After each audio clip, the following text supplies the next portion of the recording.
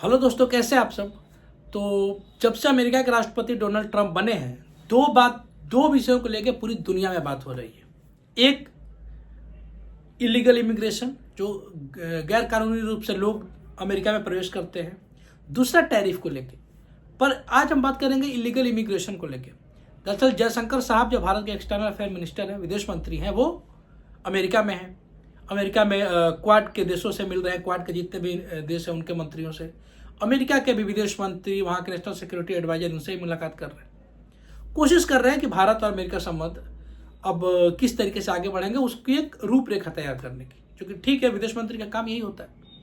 इसी दौरान उन्होंने मीडिया से बात की और मीडिया ने क्वेश्चन पूछा। जो सबसे पहला क्वेश्चन था, वो क्वेश्चन यही था इलीगल इमिग्रेशन को लेकर, क्योंकि डोनाल्ड ट्रंप एडमिनिस्ट्रेशन ने ये बोला है कि भारत से जितने गैर कानूनी रूप से लोग आए हैं, इलीगल तरीके से आए हैं, हम उनको डिपोर्ट करेंगे, भारत सरकार हमारी मदद करे। इस पे जयशंकर साहब ने ये बोला है कि भारत इस पे मदद करने के लिए बिल्कुल तैयार है। भारत इनकी गणना कर रहा है, इनकी काउंटिंग कर रहा है। भारत के पास एग्जैक्ट नंबर नहीं है। अमेरिकी एडमिनिस्ट्रेशन से भी मदद ली जाएगी, और जितने लोग गैर तरीके से अमेरिका में आए होंगे, भारत सरकार पूरी कोशिश करेगी कि उनको वापस इंडिया ले जाया जाए। अब जैसे ये खबर आई भारत में कि Jaishankar accepts this order of Donald Trump, हल्ला मच गया।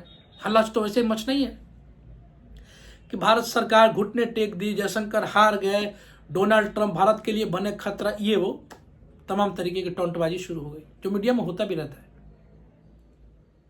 पर अब जरा सोचिए, इसे भारत सरकार और क्या कहती, और भारत सरकार को और क्या कहना चाहिए।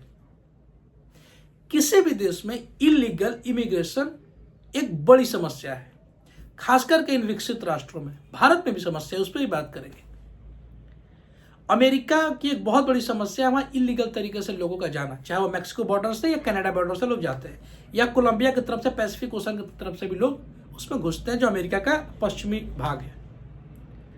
इससे अमेरिका के लॉ एंड ऑर्डर को नुकसान पहुंचता है। अमेरिका में आप स्ट्रीट पे जो होता है, बेगर्स होते हैं, उनकी समस्या बढ़ती है, भीख मांगने वालों की। इसके अलावा स्लम एरिया बढ़ते जाते हैं, क्योंकि जो लोग इलीगल तरीके से जाते हैं, जाहिर सी बात है, उनके लिए सरकार ने वहाँ घर बना नहीं रखा।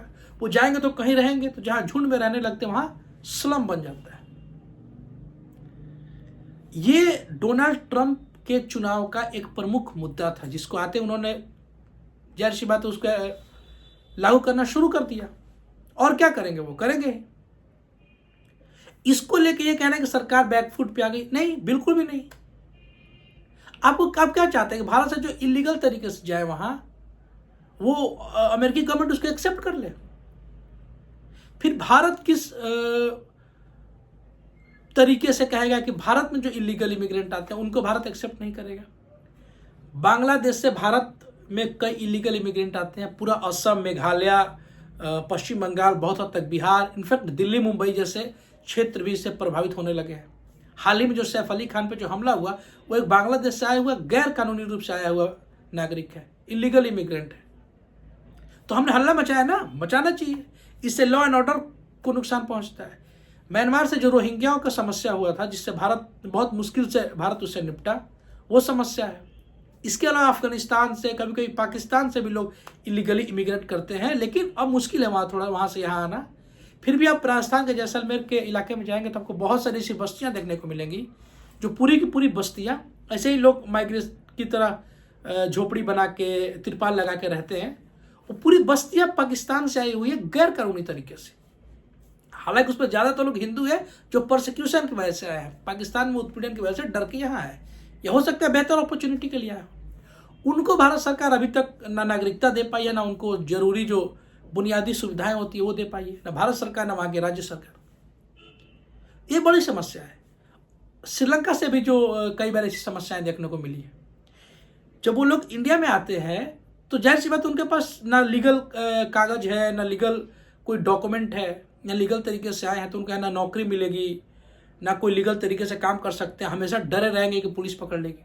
ऐसे में फिर वो गलत तरीके से अपने कागज बनाएंगे, गलत तरीके से काम करेंगे। सेम यही चीज़ अप्लाई कीजिए यूएसए पे। यूएसए पे भी यही होता है। तो जो ऐसे लोग जाते हैं वो क्रिमिनल एक्टिविटी में ज़्यादा बढ़ जाते हैं।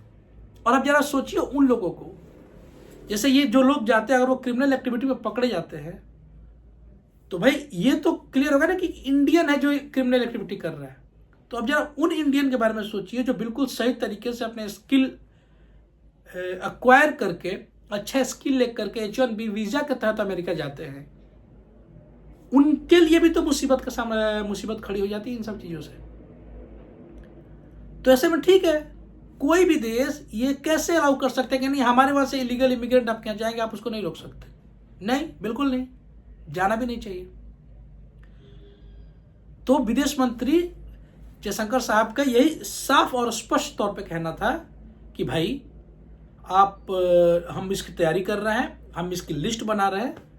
अनुमानतः 1,80,000 के आसपास ऐसे भारतीय हैं जो इलीगल तरीके से जाते हैं, विशेषकर से हरियाणा, पंजाब, राजस्थान, गुजरात, इन सब क्षेत्रों से ज़्यादा लोग जाते हैं। यहाँ से मैक्सिको चले जाते हैं, कनाडा चले जाते हैं, फिर वहाँ से इलीगल तरीके से। और इसको रोकना इसलिए भी ज़रूरी है क्योंकि भारत में भी इससे बहुत समस्याएं उत्पन्न होती हैं। ऐसे बहुत सारे फ्रॉड केसेस आप देखने को मिलेगा जहाँ लोगों से अमेरिका और कनाडा, ऑस्ट्रेलिया, इन सब देशों में भेजने के नाम पे बहुत बड़ी ठगी होती है। लोग अपनी पूरी की पूरी संपत्ति बेच के पैसा जमा करते हैं और फ्रॉडबाज वो पैसा लेके भाग जाते हैं। ऐसे कई केसेस देखने को मिले हैं। ऐसे कई केसेस देखने को मिले हैं कि किसी परिवार को या किसी व्यक्ति को ये इलीगल तरीके से, जिसको डंकी बोलते हैं, इलीगल तरीके से कनाडा ले गए और फिर वहाँ छोड़ दिया और वहाँ ठंड की वजह से वो मर गए।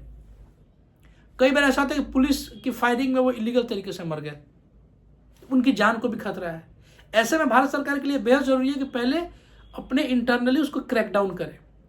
और जब अमेरिका में भारत सरकार ये एक्सेप्ट करे कि हाँ आप हमारे लोग को वापस भेजिए, तो यहाँ भी जो लोग गैर कानूनी तरीके से वहाँ जाना चाहते हैं उनका मनोबल टूटेगा, ये पूरा रैकेट एक तरीके से बिखर जाएगा। तो इसके लिए भी बहुत ज़रूरी है। इसको लेके ये हल्ला मचाना मीडिया में या जो भी ढोलक है वो बजाना शुरू करना कि हार गए, डोनाल्ड ट्रंप के आने से भारत मुश्किल में है, ये है, वो है, फलाना है, ढिमकाना है, ये सब बेकार की बातें हैं।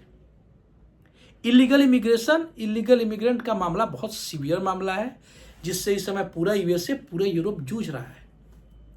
जाहिर सी बात है, जो डेवलपिंग कंट्रीज है लाइक इंडिया, दक्षिण एशिया के देश हो गए, साउथ ईस्ट एशिया के देश हो गए, अफ्रीका के कंट्रीज हो गए, वहाँ लोगों के पास वो प्रॉपर अपॉर्चुनिटी नहीं है जो अपने जीवन को अच्छे से बिता सके। तो बेहतर जीवन, बेहतर भविष्य के लिए लोग जाते हैं दूसरे देशों में। पर ये कम हो सके इसके लिए दो काम करना पड़ेगा भारत सरकार को। पहला कि देश के अंदर वो बेहतर अपॉर्चुनिटी बनानी पड़ेगी ताकि लोग बाहर की तरफ ना देखें, पहली बात। दूसरी बात, खासकर अमेरिका और यूरोप जैसे देशों में, अमेरिका में एक नॉर्मल वीजा लेने में लगभग 400 दिन लग जाते हैं। इसको भी पॉइंट आउट भी किया था जयशंकर साहब ने, और वहाँ के जो विदेश मंत्री हैं जो नए बने हैं, मार्को रूबियो, उन्होंने भी इसको पॉइंट आउट किया था कि ज़्यादा समय लग रहा है। इन सब चीज़ों को लेकर के भी लोग ये गलत तरीके से जाते हैं। प्लस भारत में भी पुलिस और खुफिया एजेंसी को और सतर्क रहना होगा और एक्टिवली काम करना पड़ेगा कि जो गिरोह है, जो लोगों को गलत तरीके से दूसरे देश में भेजने का एक नेटवर्क चल रहा है, उस रैकेट को भी पकड़ा जाए। तो ये न सिर्फ भारत के लिए बल्कि अमेरिका के लिए भी और दोनों देशों के संबंध के लिए भी बेहतर होगा। तो ये पूरा मामला था जिसको लेकर हल्ला था, मैंने सोचा इस पर एक बात किया जाए। अपना ख्याल रखिए।